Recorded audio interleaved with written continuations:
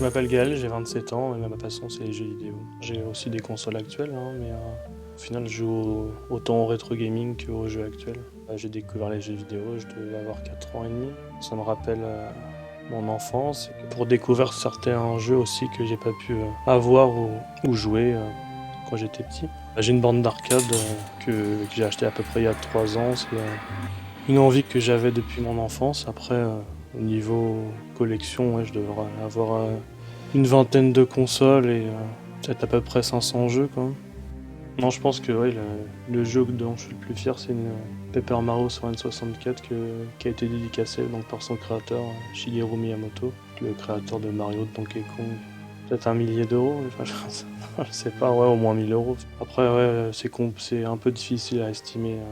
Oui, en termes de prix, bien sûr, les brocantes sont plus intéressantes, mais il faut en faire plusieurs pour trouver vraiment quelque chose d'intéressant. Alors qu'il y a plusieurs années, c'était vraiment intéressant à ce niveau-là. Maintenant, beaucoup de ratisseurs. Quoi. C'est quelqu'un qui va acheter un jeu vidéo 2 euros pour le revendre 50 euros sur eBay. Mais en général, les jeux, ils sont quand même bien plus bas que sur Internet. Donc j'ai eu des bonnes surprises en vide-grenier, mais c'était plus il y a quelques années. Mais oui, je suis tombé sur une NES qui avait été oubliée dans un grenier, un cadeau de Noël, qui est neuve, donc que j'ai acheté 10 euros vers 16 heures. J'ai vu sur une brocante un monsieur avec un sac plastique où il y avait une console dedans en boîte. Je pense qu'il devait l'avoir acheté une vingtaine d'euros alors que cette console elle en vaut 200, 300 euros aujourd'hui. Quoi. Après ça peut être rageant mais bon c'est le jeu. Hein.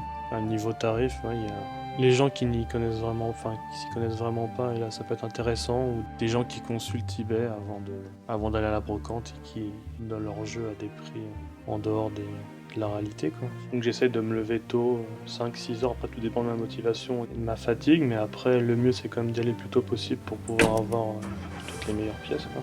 Pour m'organiser, j'essaie de me faire un petit carnet de route pour éviter de faire des détours en voiture. Moi j'essaie d'en faire 2, 3, 4 gros maximum.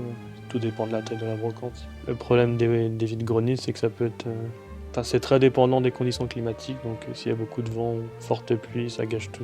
Par exemple, ce matin, il y a eu beaucoup de vent, après énormément de pluie, donc se lever à 5 heures pour rien finalement, presque. C'est un peu rageant, mais bon. Après, ouais, l'état des gens en brocante, ça peut être du très bon ou très mauvais selon les personnes. Non, après, sinon, j'ai jamais été trop déçu de ce que j'ai acheté au niveau fonctionnel. Après, à chaque fois que je rentre, je teste, ça m'est déjà arrivé que ça fonctionne pas. Mais... aujourd'hui, j'ai pu quand même trouver GoldenEye sur N64.